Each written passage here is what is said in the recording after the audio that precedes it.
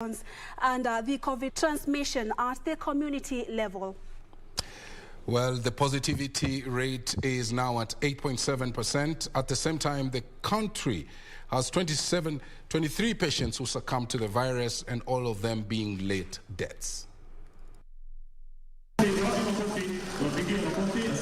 task force has been established mandated to assess COVID-19 situation in the Lake Region Economic Bloc that has been marked as a hotspot of coronavirus infections. The team, comprising eminent persons of various professional backgrounds, will advise the leadership of the 13 counties which form the Lake Region Economic Bloc on the best approach to manage the pandemic. An LREP coordination response team to be constituted immediately to undertake regional inter-county tasks.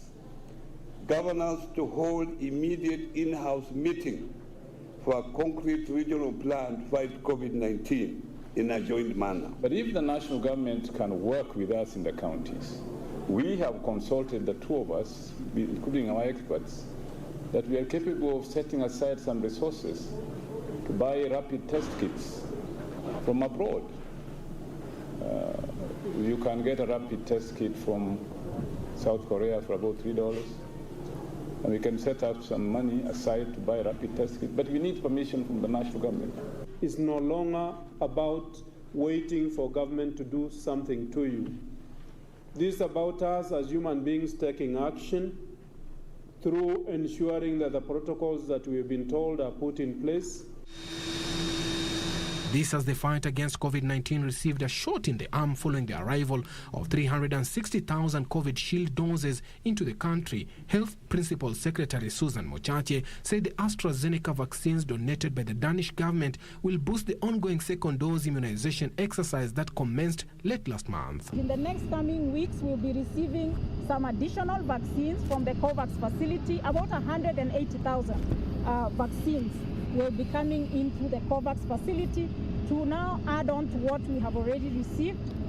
We are also aware that the U.S. government has also offered to donate some vaccines, and Kenya is among the few countries that have already been identified to receive those vaccines.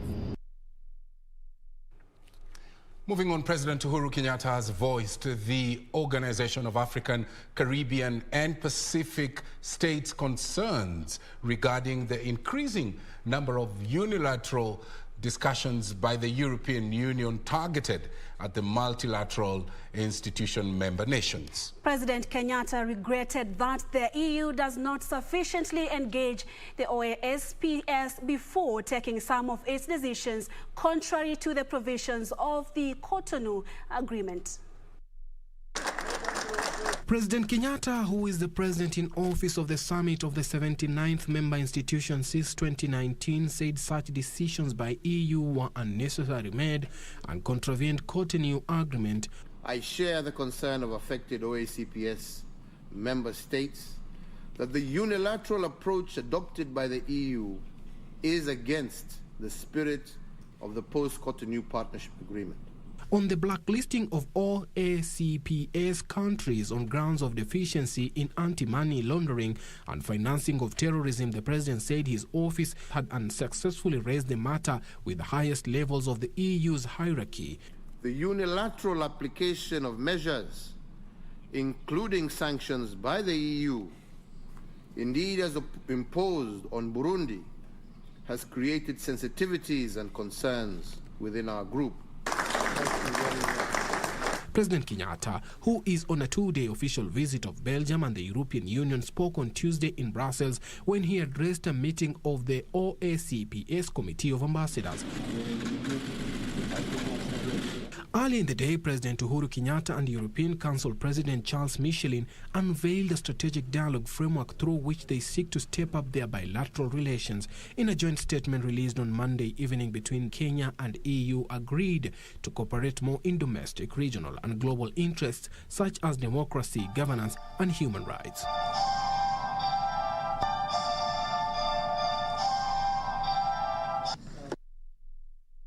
From Brussels, let's come back home and take you to the county of Baringo, where police have arrested a man who went underground after killing two very close relatives with poisonous arrows over land disputes. Baringo County OCPD Francis Gashoki said the suspect shot dead his elder brother and his sister-in-law after he was allegedly denied to sell his parcel of land. Kisa hicho kilichotokea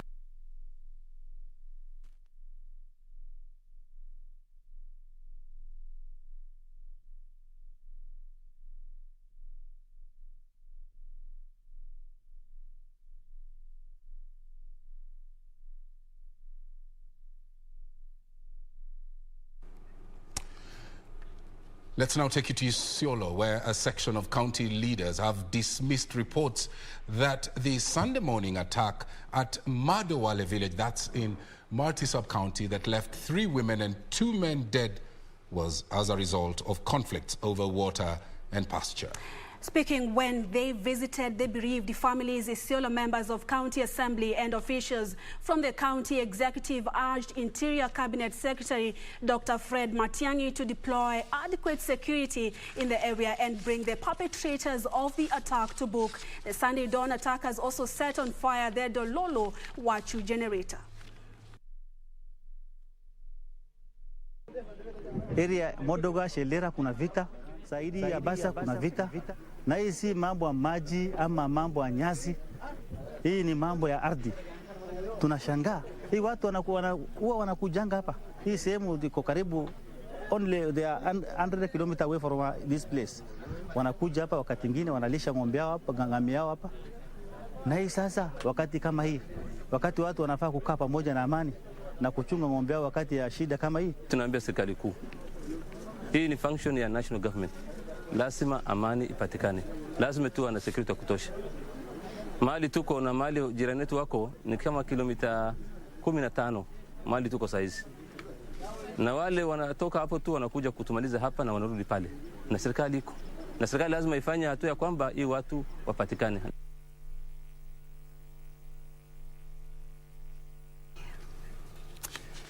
There's an item here in education. The government has launched a 500 billion shilling global partnership for education renewal campaign aimed at the transformation of the education sector. And Education Cabinet Secretary Professor George Magoha says the kitty has improved learning environment in the country through acquisition of textbooks and training of more than 100,000 mathematics teachers under the competence-based curriculum. Speaking when he unveiled the 2021-2025 GPE refreshment campaign, Professor Magoha described GPE's support as a milestone that has improved the learning environment in Kenya. Under the GPE-funded school improvement program, learning environment of the at least 4,000 previously low-performing has improved. This well-organized central procurement of textbooks has led to a cost reduction on expenditure of books by up to 70%. The good practice under GPE has been adopted by the government, which has enabled us to distribute more than 60 million textbooks to public primary and secondary schools to date. Thanks to this arrangement, we now have achieved a ratio of 1-to-1 learner textbook ratio. The Kenya Institute of Curriculum Development, KICD, has utilized GPE funds to develop curriculum designs for competency-based curriculum in primary teacher education and enhance remote learning interventions. We believe that this campaign will help us to come up with resources to address the widespread disruptions to learning that have been caused by the COVID-19 pandemic. And on to politics now. Maendeleo Chap party leader Alfred Mutua has challenged political leaders to focus on ensuring citizens access government service equitably, irrespective of their political affiliation. Mutua has blamed political marginalization on the widening gap between the haves and the have-nots. This as Kitui County Governor Charity Ngilu advised ODM leader Raila Odinga and his Wiper Party counterpart Kalonzo Musyoka to bury the hatchet and join hands towards clinching the presidency come 2022. The Machakos governor, who was meeting Maendeleo Chapchap Party grassroots officials in Lamu town, said to defeat poverty, Kenya should focus on industrialization and development of quality workforce. He said developed nations achieved their status through equity in distribution of resources rather than ethnic-driven political power games. Nchi ambazo zinachunga wananchi wao hawahitaji handshake, hawahitaji BBI. Hizi BBI zimekuja hapa ndio tuweze kuokoa hali yetu ya maisha ambayo imekuwa ya magumu sana ya kiuchumi. Kwa hivyo tukijali mambo ya kiuchumi, mambo ya pesa, mambo yaendelee vizuri, utakuta ya kwamba BBI inakuwa ni automatic. While Kitui Governor Ngilu has expressed confidence that a united NASA stood a better chance of sailing one of their own into State House in the impending general polls. Lakini tukisema kila mmoja anaenda peke yake, tulijaribu hiyo njia. Nilikuwa huko 92 tulikuwa kila mtu anaenda kivyake, 97 kila mtu anaenda kivyake, tunashindwa na Nyayo. 2002 tulikuwa pamoja, tukashinda Nyayo na Uhuru mara moja. Sasa hawa wanataka kurepeat kitu ambacho tulifanya kwa nini. Meanwhile, embattled Kisii County Assembly Speaker David Kombo took control of the House Tuesday after 8 months of infighting by ward reps who had been battling to have him impeached. Speaking to 30 ward reps who turned up for the session, Kombo urged them to set aside their differences and begin working. Suleimanieri, Prime Edition. Well, in the roundup, the government has begun a massive security operation in Longomon Forest and its environs within Mau Complex, that's in Joro Sub-County, in a bid to smoke out cattle rustlers. The move follows a series of fresh clashes in the area between two warring communities attributed to cattle theft, which had so far claimed 3 lives. And details in our county news roundup. From the Rapid Deployment Unit and the Kenya's Forest Service have been deployed to the Mau Complex in Joro Sub-County to ensure no human activities are conducted in the forest. The operations follows the killing of 3 young men last Sunday by suspected cattle rustlers. Lazima tuchukue hii mambo, hakuna wizi wa mifugo. Mwizi ni mwizi, ashikwe bila kujali kabila yake. And the Institute of Certified Public Accountants of Kenya, Amnesty International Kenya and Transparency International Kenya have come out to condemn the summary dismissal of Spencer Sankale Ololchike. Spencer, who worked as an acting finance chief at the Masai Mara University, was sacked for being a whistleblower of a corruption scandal at the institution. University Council to immediately and unconditionally reinstate Spencer Sankale Ololchike. The actions of whistleblowers and witnesses is the patriotic act of a defense of a nation to move us from 124 out of 180. Meanwhile, the Kenya Film and Classification Board will now be monitoring film content creators on YouTube to ensure renewal of operations licenses on time. This was revealed by KFCB Chief Executive Officer Ezekiel Mutua during the official launch of the new KFCB website. But the small guys who are still trying to market themselves, we can advise them, we can help them, we can give them gratis licenses. Students in schools, we can give them gratis licenses, engage with them. Elsewhere, Tingera residents are up in arms of the deplorable state of the old Namanga Road, faulting the contractor engaged by the county government to rehabilitate the road for doing a shoddy job. Sasa sisi tunataka hii barabara irudishwe jinsi ilivyokuwa ama itengenezwe ama iwekwe lami. Well, we're going to take a short break at this point, and we apologize for a story we ran earlier on, the Baringo story, where police arrested a man who went underground after killing 2 of his close relatives. We hope to get that sorted out. Let's take a break at this point. Absolutely. Yeah. Stay with us. We are coming back with much more.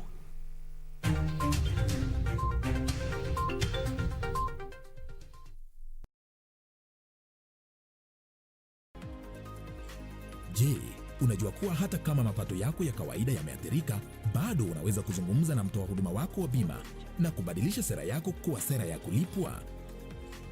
Hutaweza kulipa ada zaidi na bima yako bado itawajibika kwa mafao yanayolipwa chini ya chaguo hili.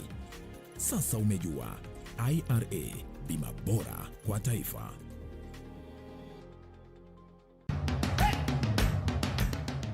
Bwana Motiso, pikipiki yako ndio hii. Uko shwani yangu. Hii pikipiki ni unakumbuka uliekelea the lowest unique bid yako ilikuwa ngapi? 18 shillings. Na unajua kuendesha hii gari?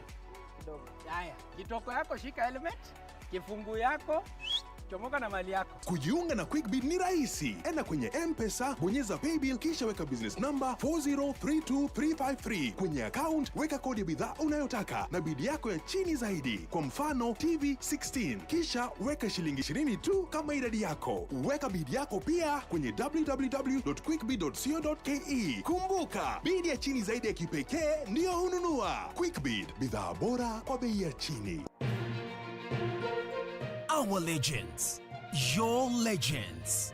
And now they're back on your screen. There's nowhere like home after 31 years. What a feeling. Karibu kwa taarifa zetu za leo. Mimi ni Badi Mohsin. Bringing you news you can trust. Ungana nasi kwenye taarifa zetu za humu nchini, ugaibuni na hata kwenye safu za spoti. Join us every Saturday on KBC Darubini and KBC Channel 1 News as we bring you comprehensive news coverage presented by the trailblazers of newscasting in Kenya. Mwenda Tezi na Omo, Marejeni Ngamani. The Legends News Edition on KBC Channel 1 every Saturday.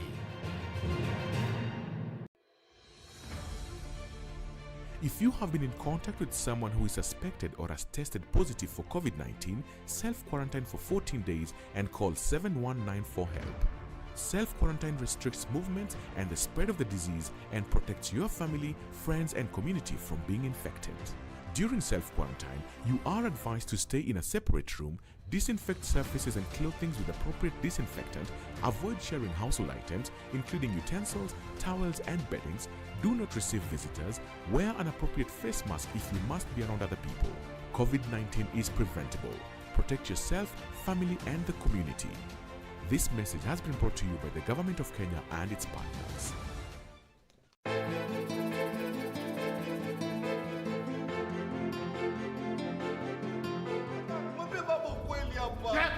Utakaje? Mimi kutoka kwako? Labda ufe. Tuheshimiane. Tena tuheshimiane sana. Weketi ninavyokuangalia. Ukipata nafasi ya kuingia hapa kwenye hii nyumba kuishi basi ndio hutoki tena. Natolewa na nini? Chafua mama, usikubali akakaa hapa, usikubali kabisa.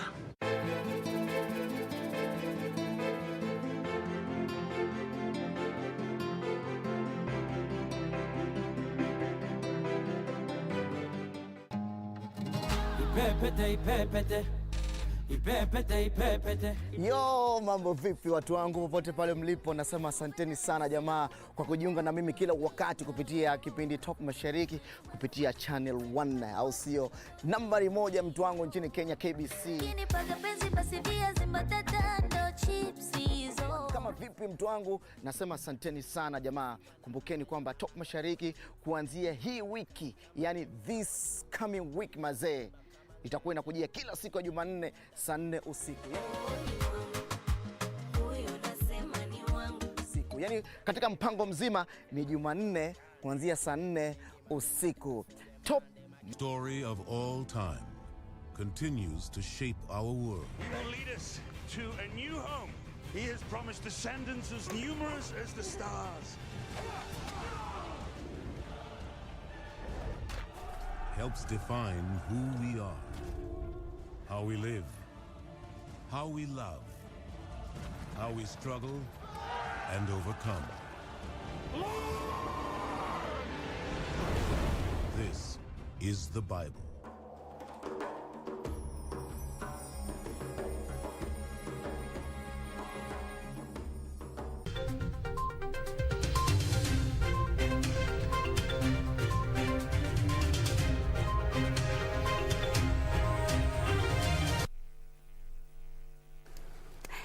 This is Prime Edition. Thank you so much for staying with us. Welcome back.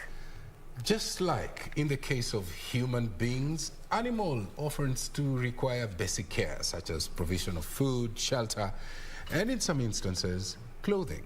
The animal orphanage at the Mount Kenya Wildlife Conservancy in Nanyuki, Laikipia County is offering exactly that to the minor bereft until they are mature enough for release into the wilderness.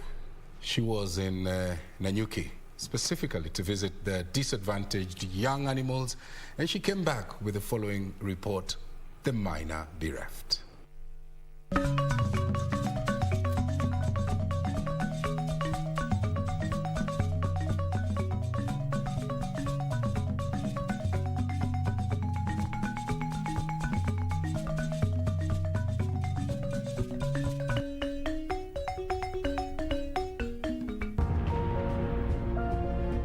Our journey to Nanyuki in Laikipia County is advised by reports of escalating numbers of orphaned wild animals in the Mount Kenya forest, mainly caused by poaching.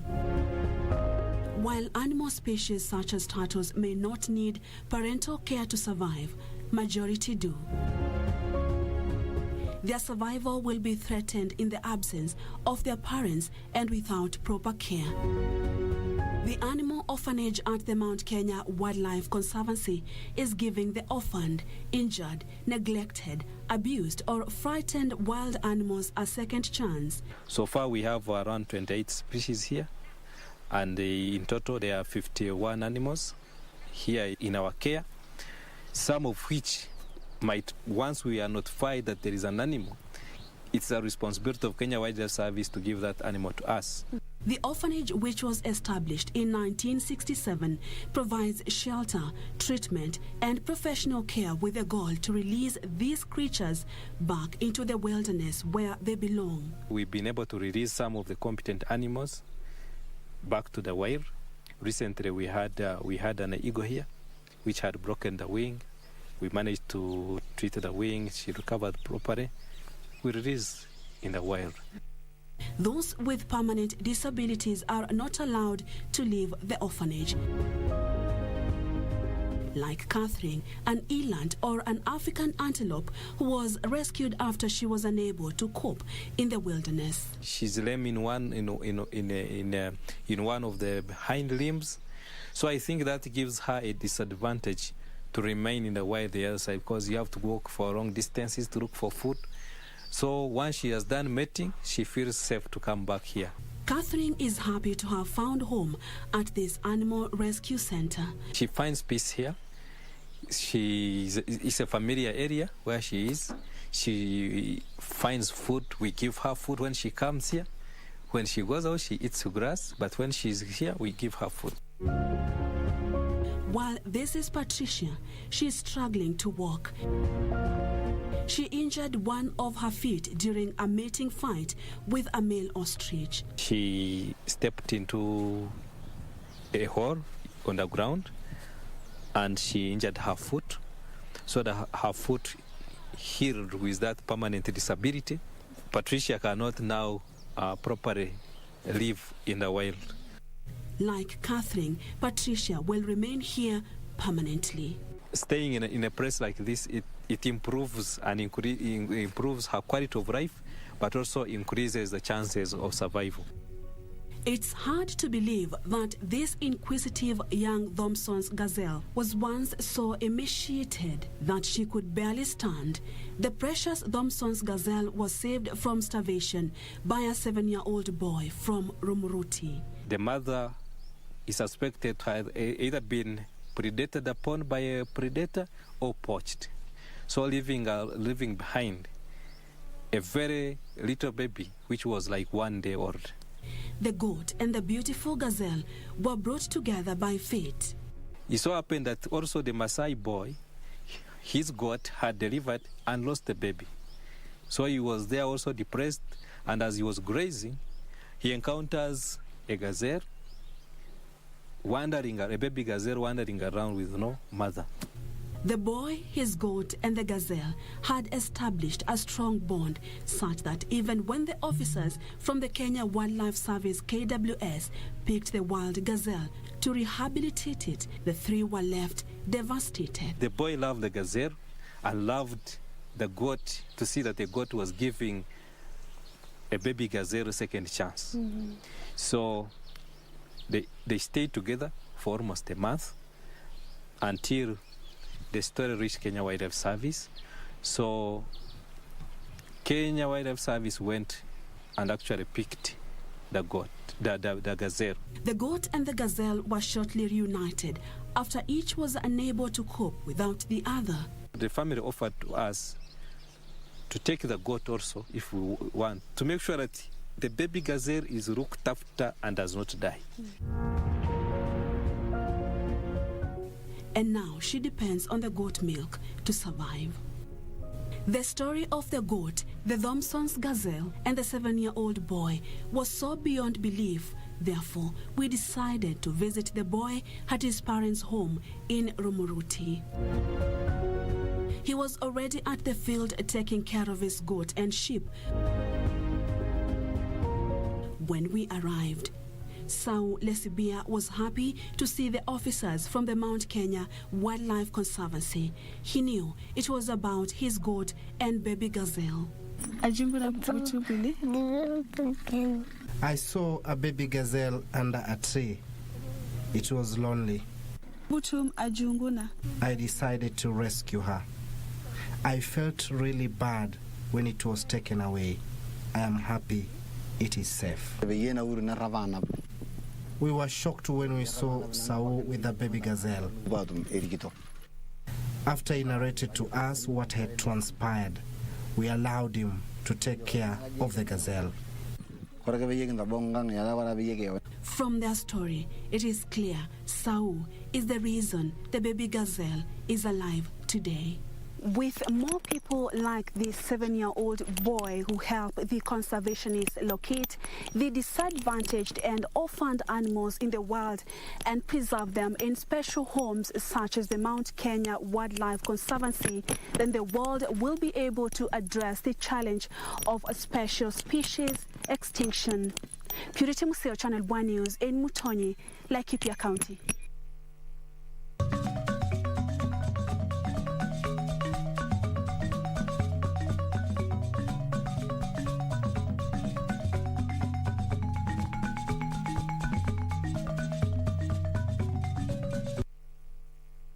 This is EcoWatch. Thank you so much for staying with us. And of course, my very first guest is the Chief Conservator of Forest. I love that name. Maybe what is the qualification of becoming one? Because I know it's about forest conservation. Julius Kamau, thank you for joining us. Thank you, Peter. Yes, and I'll start with that.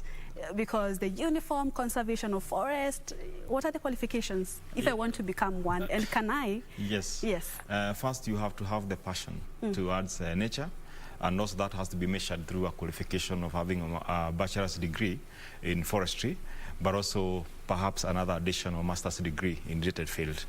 Then with that combination, you could perhaps have a chance of becoming the Kenya Forestry #1. And share your uniform or get mine. Yes, and then undergoing some certain trainings. Yes. Thank you so much for joining us this day that the world is celebrating the Rainforest Day. Maybe let's begin with why is this day important? I know rainforest conservation and climate change, they just go along. You know, maybe let's talk about the importance of the World Rainforest Day.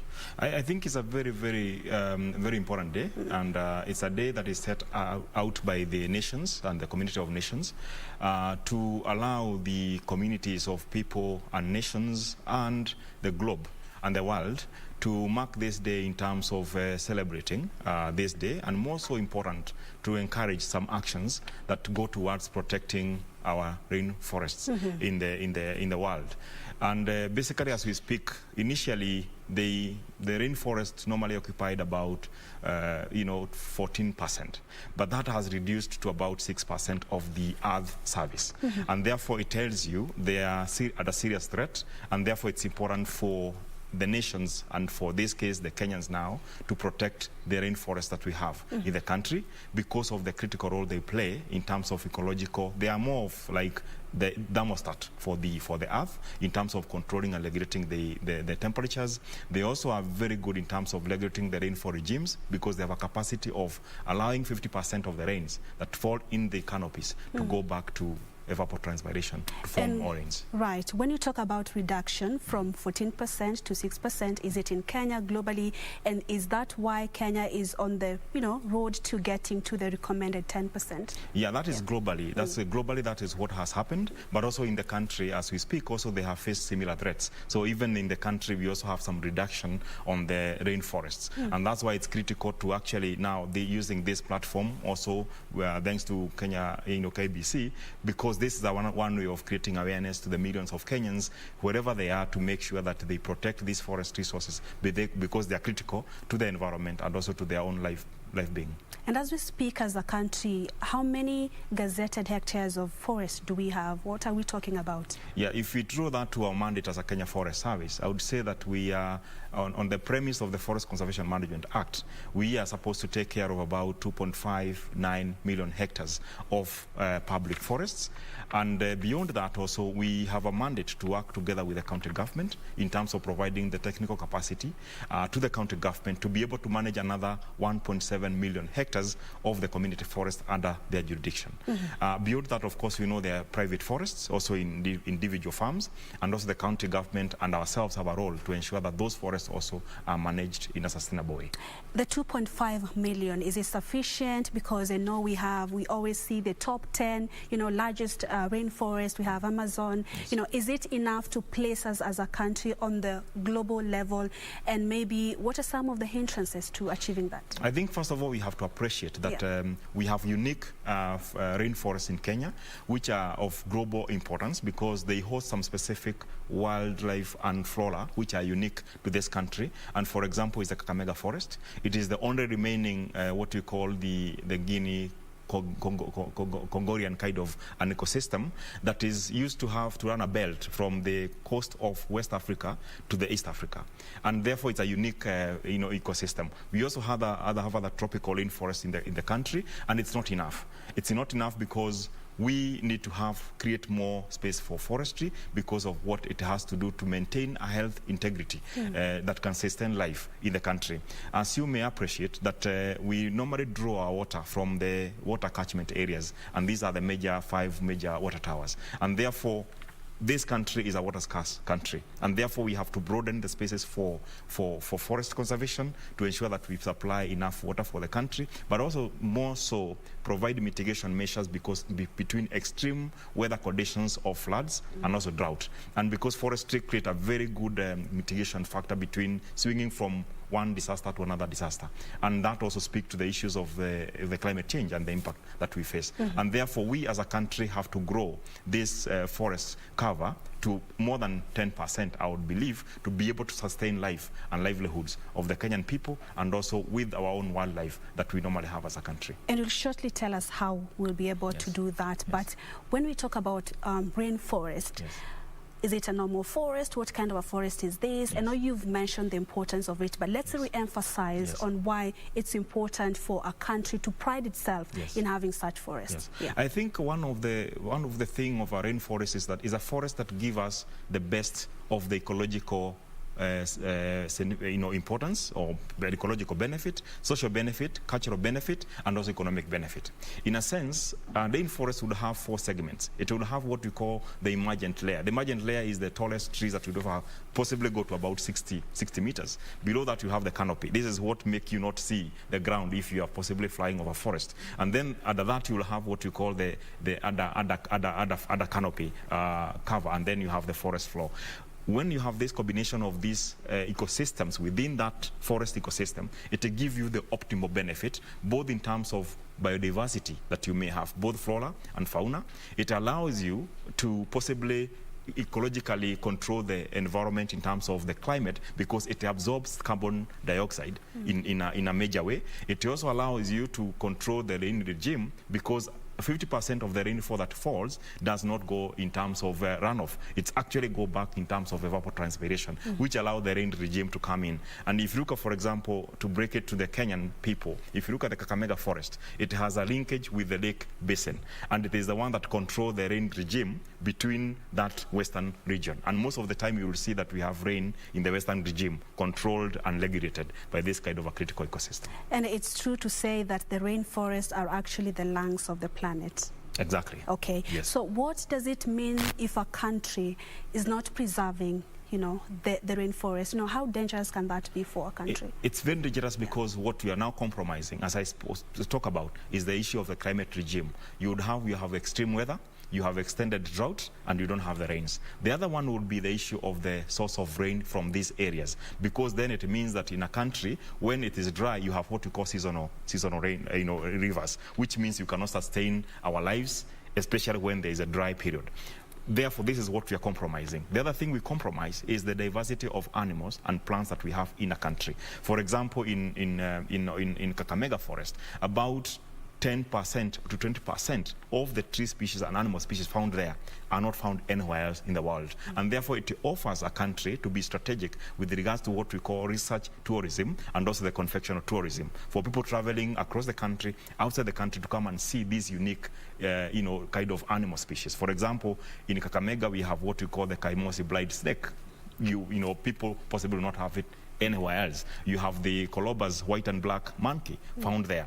You have the red-tailed monkey found there. You have very, very beautiful butterflies found there. So what we will be compromising is that we will be giving away our ecotourism potential for the country. We'll be giving away the ecological system that support our agricultural system. We'll be giving away the water system that support us for what we need to take for drinking, for irrigation, for hydropower, and for manufacturing in a country. And therefore, we should not lose that, because if you look at the Big Four agenda, the enabling environment is linked to how healthy our forest ecosystem is. And therefore, if we don't have a strong foundation with a proper environmental integrity, then actually you collapse the economy. You collapse all the agenda that we may have, and therefore that's why we must be able to reinvest our mind, take individual action, protect this ecosystem to protect our own lives. And there have been a lot of conversations about climate change. The devolution conference is coming up, and the theme is about climate change. Maybe is it one of the achievements by the Kenya Forest Service that you get conversations going? And even the president says that maybe one of his agenda is to have Kenya attain the 10% forest cover. Let's talk about some of the achievements, and are you happy about that? 2 million trees by county governments by August. Yeah, I think what we are happy about, and we must pride ourselves as Kenya Forest Service, is that we have been able to change the conversation. We have been able to get many Kenyans to work with us. We have been able to create awareness among Kenyans to know the importance of trees and the importance of forest. Indeed, it's not about Kenyans, also partners, and as you say, the county government. And if you look at how we are organized as Kenya Forest Service, in every county we have an ecosystem conservator and also someone who provide advisory and linkage between ourselves and the county government.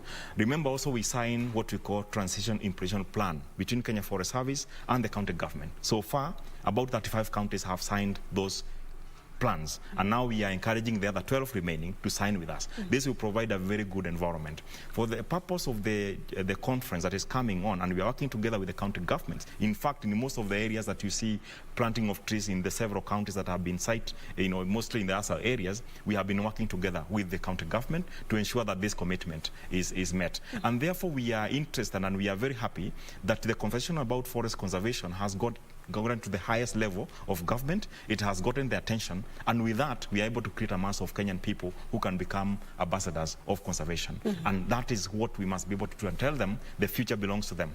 The young generation must take up this baton of conservation so that we preserve and we ensure that the gains we are having today are also met and they are also supplied to the future generations. Yes. Allow me to take you back. Are we able to get to the 10% by maybe 2022, because that's the president's agenda? Or what are some of the setbacks to protecting the forest? I think one of the starting point is that we have now a national strategy on 10% tree cover.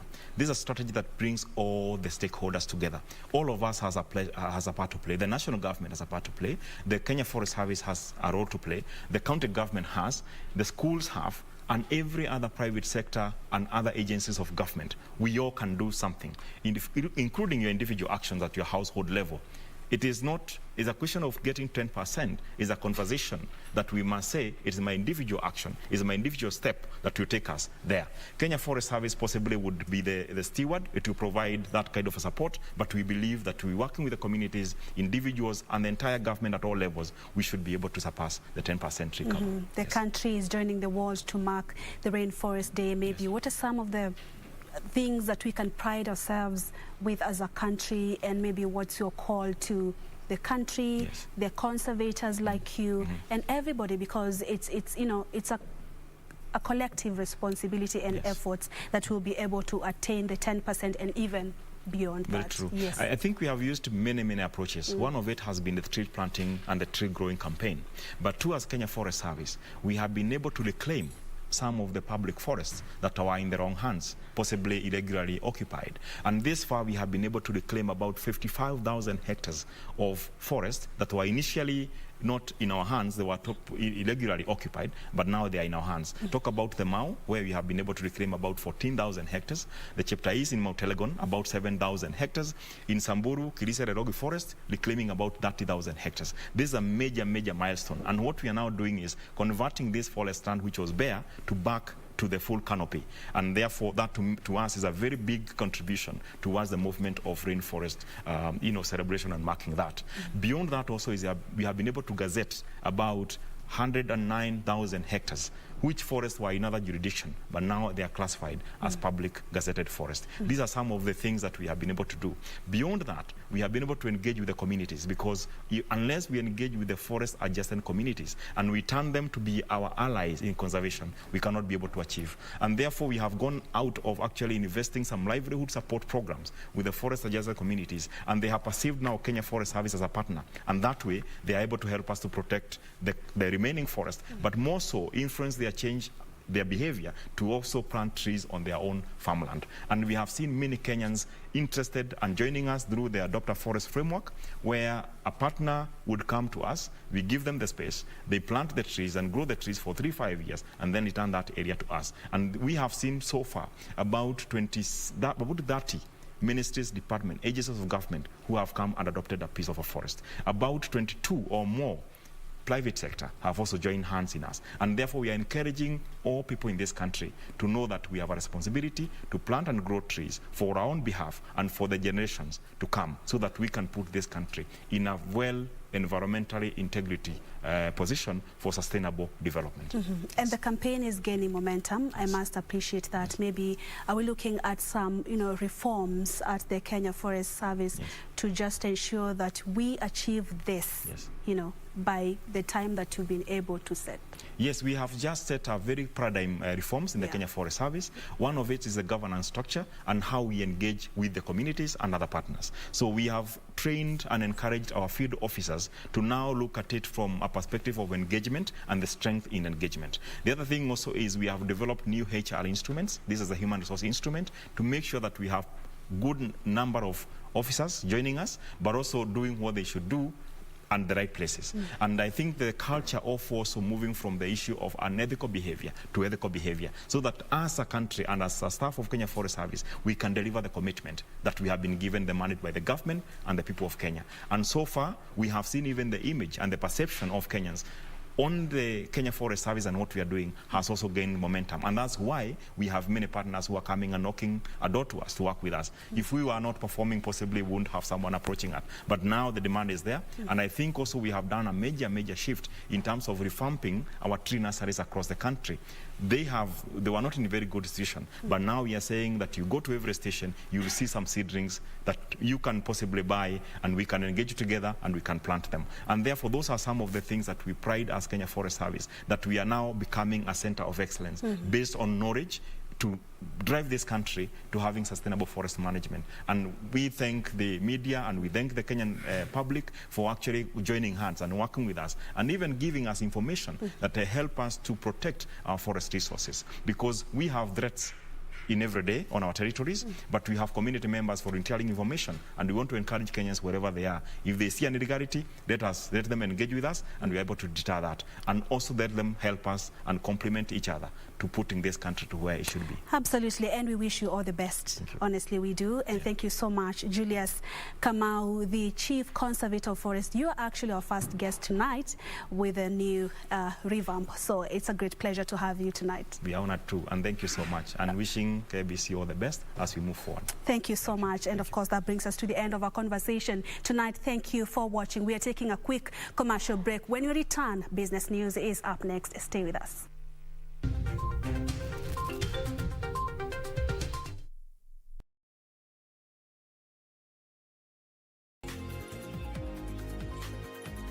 Did you know that a life policy can be used as an investment that provides for future savings paid upon maturity?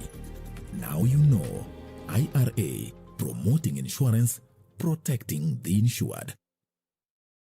To get Skizatune, Proverbs 3:5, dial *811 *961 #. Trust in the Lord with all your heart and lean not in your own understanding. In all your ways, submit to him, and he will make your path straight.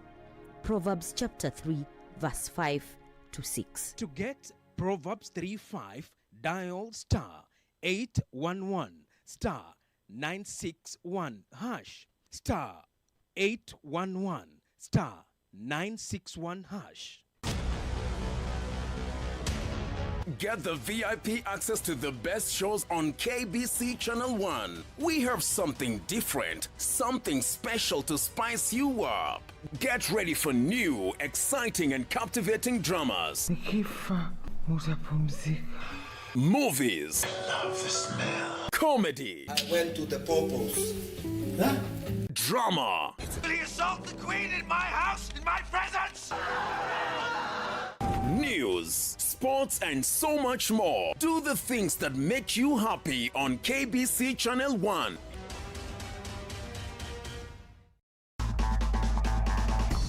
My name is Jeremy Wahome. I'm 22 years old, and I'll be taking part in the upcoming WRC Safari Rally event. I'll be driving the number 64 car with my navigator Victor Okundi.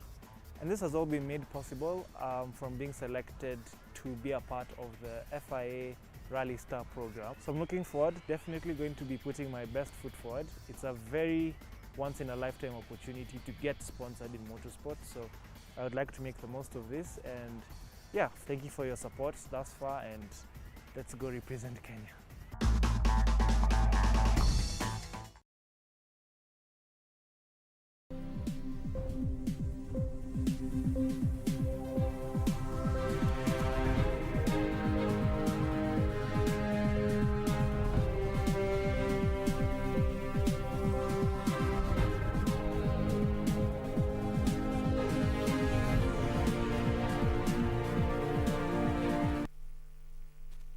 Welcome back. I'm Cynthia Nyamai. Now let's catch up with the business story of the day. Perceived risks is hampering uptake of leasing programs rolled out by the government as alternative financing options. To correct this, GAP Solutions Manager Director Gilbert Odadi is urging tech innovators to customize fleet and operation management technologies targeting both the motorized and non-motorized assets to drive uptake of leasing, especially in counties. The national government initiated leasing of medical equipment under Managed Equipment Services Project in 2015 as an alternative healthcare financing option to scale up health infrastructure for provision of specialized medical care. In subsequent years, leasing has been extended to motor vehicles with the aim of cutting costs and boosting service delivery in the counties. But now, for these corporates that are leasing, they find more efficiency in that.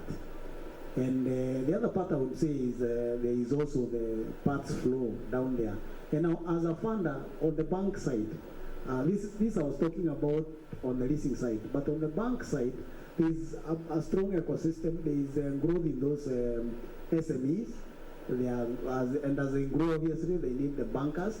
despite being termed as a solution to the perennial funding challenges in government, where vehicles and equipment lay grounded for years for lack of funds to maintain or repair them. A majority of counties and private sector players remain skeptical, citing risk. Vehicles have to be serviced within a period as per the schedule.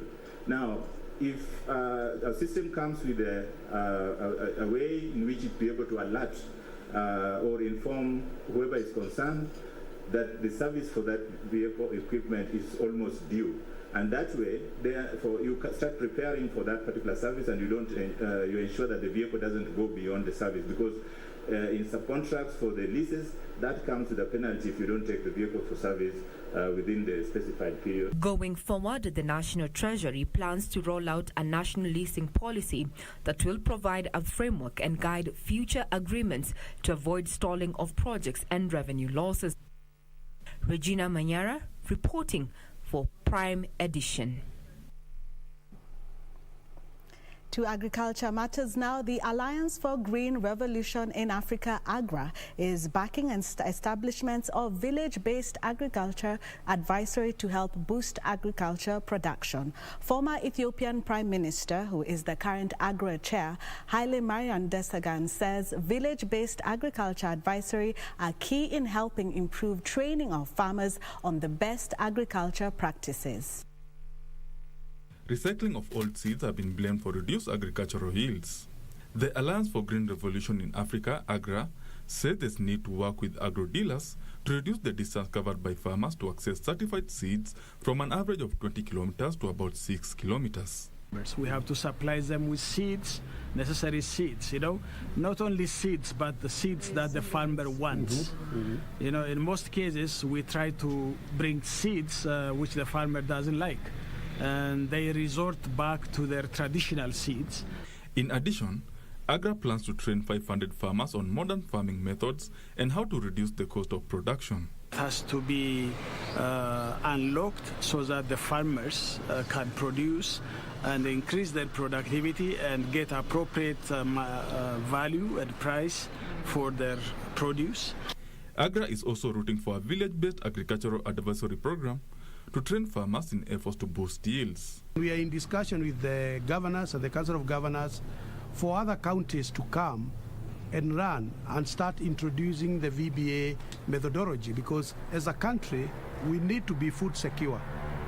We are not yet there, but if we can do the right things, we can very quickly transform our rural areas to become food secure and farmers to get better income.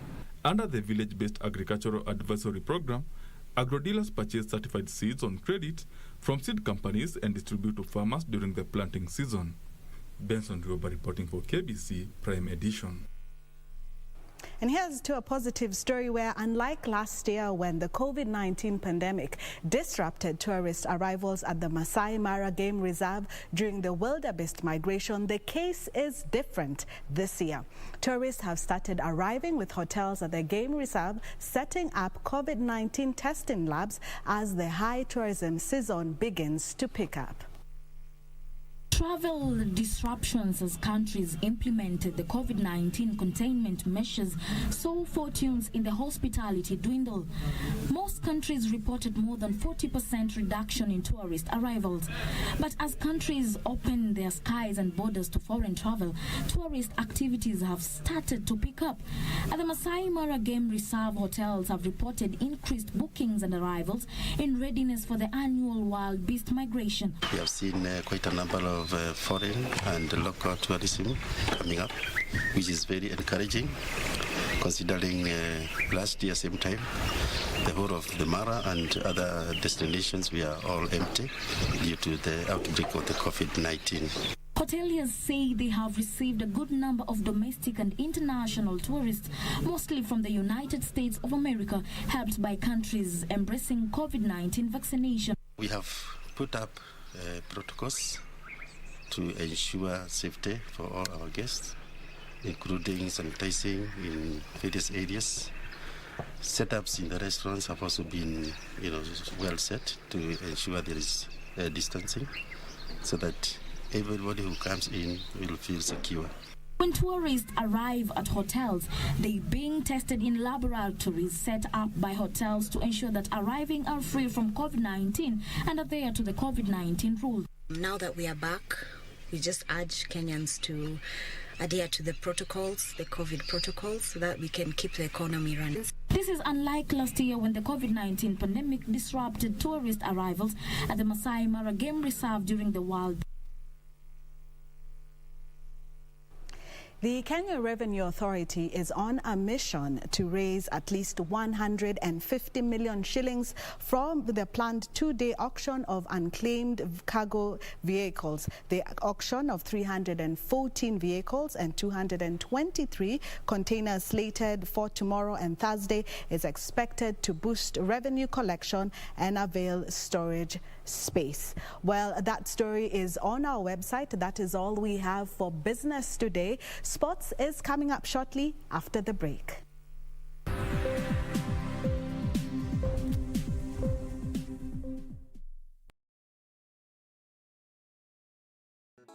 Jambo jambo, Mombasa mpo? Fursa yenu imewadia. Tarehe 23 hadi tarehe 25 mwezi huu wa Juni, mamlaka ya kudhibiti bima nchini IRA ikishirikiana na serikali ya kaunti ya Mombasa itakita kambi Mombasa katika Open Day ya kipekee kukuhamasisha kuhusu huduma zote za bima. Itakuwa ni siku 3 zilizosheheni mafunzo kemkem kuhusu huduma za bima, haki zako na sheria husika katika bima na mengine mengi. Isitoshe, kampuni za bima na washikadau wengine katika sekta ya bima wakiwemo Retirement Benefits Authority na Capital Markets Authority watakuwepo kutangamana nawe na kukujuza kuhusu huduma zao. Kiingilio ni bure na maagizo yote kuhusu COVID-19 yatazingatiwa. IRA, bima bora kwa taifa. My name is Helen Shiri, formerly of Warembo Bila Makeup Rally Team and Head Girl Racing. The moment I'm in organization for this safari rally, I'll be the event secretary. We are really supporting the ladies in the safari, the ones that have entered. I'm hoping they're going to give the men a run for the sport they are better known in. We've really been waiting for this for a long time. We've worked hard on making the preps ready. All we are asking the Kenyans is, if you're not able to come to the spectator stage, you will be able to follow the whole rally in KBC Channel 1. I'm reminded how lucky I am to see this, and I'm humbled by their presence.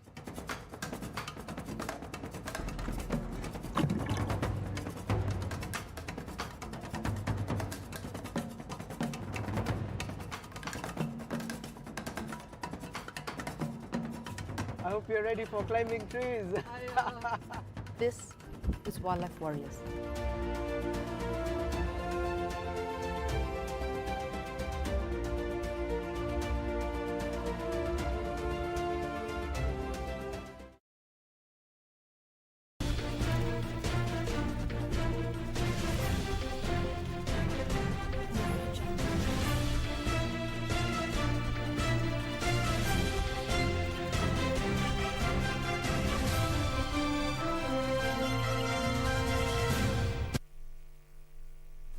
Now, good evening. Once again, I'm Richard Munga with the day's sports.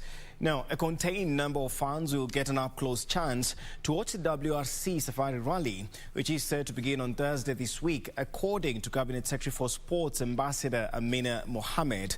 Designated areas have been set up to allow a few fans to get a glimpse of the machines that will be competing in the global event, which returns to the country after a 19-year absence.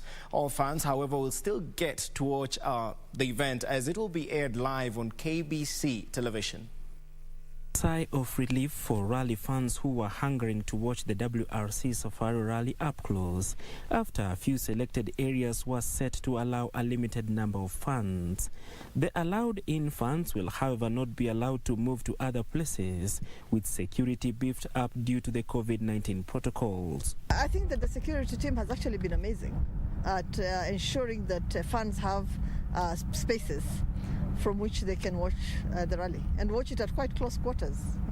And so that should not be a problem. We're expecting participation by our compatriots. We think that this is a national event. It's a national event, and that people should enjoy it. It had been announced earlier that no fans will be allowed anywhere close to the rally as a measure to contain the spread of the coronavirus. These are special cars. I think we showed you the inside of the car. It's built differently. It's meant for a safari rally. It's actually meant for the WRC rallies across the world. And so you cannot try and use your own car, right? Private car, to race as fast as they're doing, or to try and get on their trucks. The routes are completely off limits to each and every one of us. Cabinet Secretary for Sports Ambassador Amina Mohamed, who made yet another visit to Naivasha, the venue of the event, urged all persons involved in the event to adhere to the set-up COVID-19 protocols. I hope that we will all be at our best behavior because that's what's going to make the difference. We cannot afford for this to be a one-off. We have the right to 3 rallies, and as soon as we get to the second one, we'll be asking for 3 more, and it will just depend on how we actually carry ourselves during this rally. Ambassador Mohamed was also impressed with the progress of preparations so far, saying that the country will prove its ability to host not only the World Rally event, but any international sporting tournament. We have done this before. We can do it again and again and again. So that's not in doubt. We can host as many activities as we get, right? Because you have to bid for this event. And so as many as we can get, we can host. We have the capacity, and I think that we actually have the history of doing it. There should be the capacity is available, the capabilities are there, the people, and our country is a young country. Yeah? And so we have the young people with the energy, the passion to drive these things forward. The WRC Safari Rally will be held from the 24th of this month to 27th of this month and will be televised live on KBC television and also aired live on Radio Taifa and KBC English service.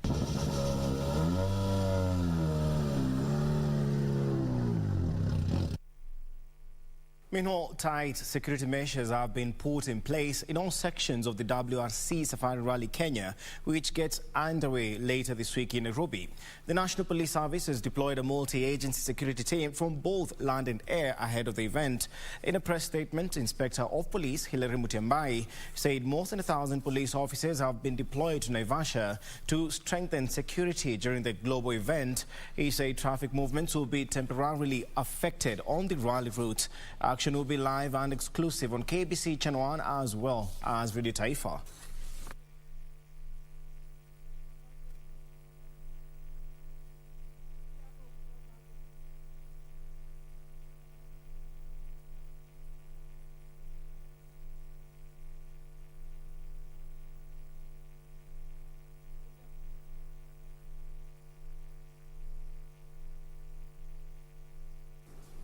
Well, that's all the time we have for Sports Night, but always remember, for more of the sports stories and all the updates, you can visit our YouTube page, that is KBC Sport. Well, that does it for me. I'm Richard Munga. Do enjoy the rest of your viewing and the night too, but now I'll be handing you over back to Tom and Purity. Well, thank you, Richard. We are at the tail end. Before we let you go, some comments? Absolutely. And of course, we have Kennedy Onyango on the discussion about climate change and forest conservation.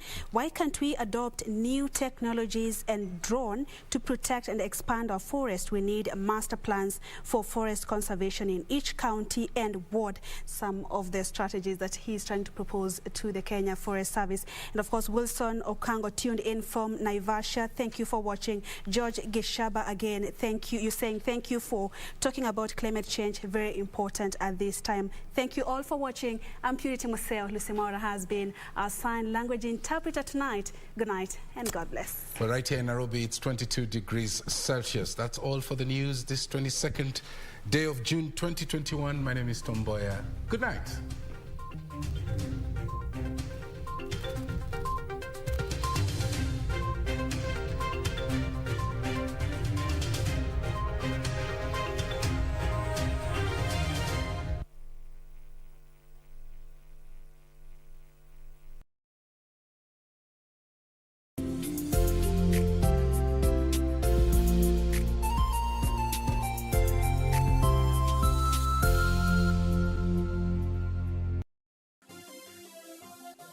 Vera Beauty College. Vera Beauty and Fashion College, with branches in Nairobi, Eldoret, Thika and Meru. Did you know that we are a TVET approved institution?